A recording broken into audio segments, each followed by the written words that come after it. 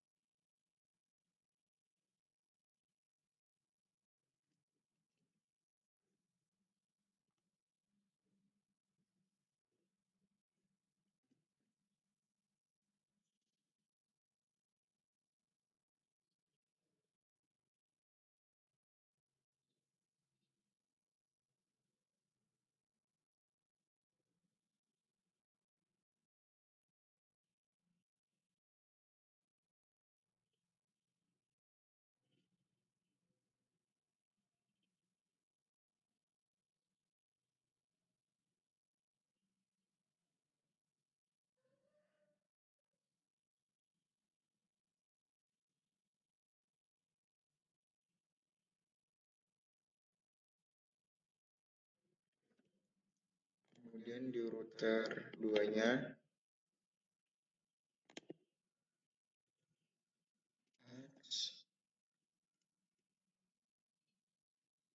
router RIP enter network 50.0.0.0. Ini ganti 60.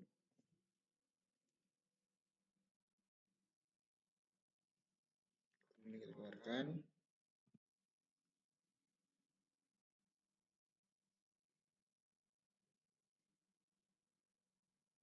Pergi ke PC0, lalu pilih menu terminal,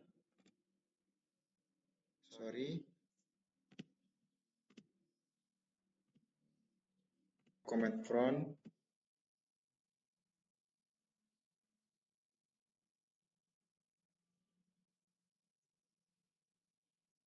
lalu kita ping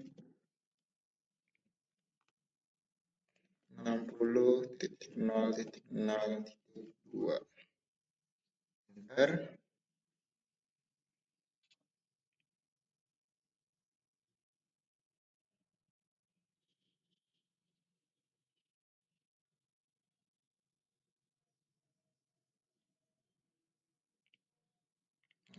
Di sini sudah berjalan ping static for 60.0.0.2.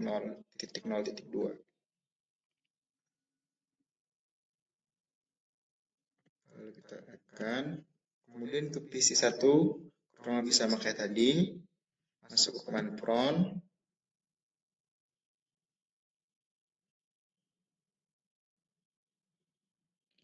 kemudian ping dengan 10.0.0.2. Enter.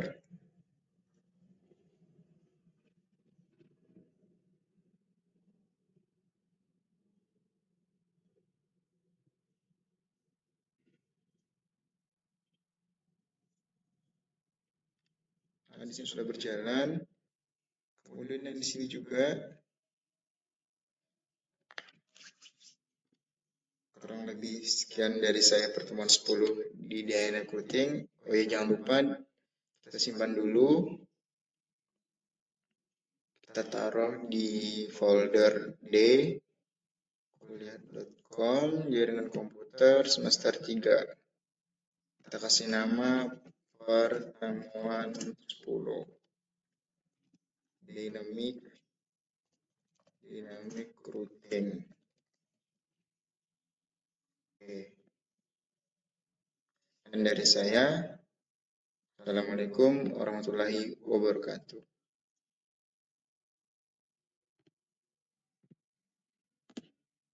Tugas besar Jarkom 3, mata kuliah pemrograman jaringan, disusun oleh saya sendiri, dengan dosen pengampu Pak Hendrik Setiotomo STMMSI.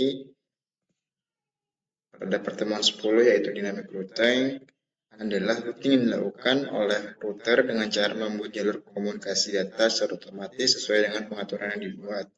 Jika ada perubahan topologi dalam jaringan, maka router akan otomatis membuat jalur routing yang baru.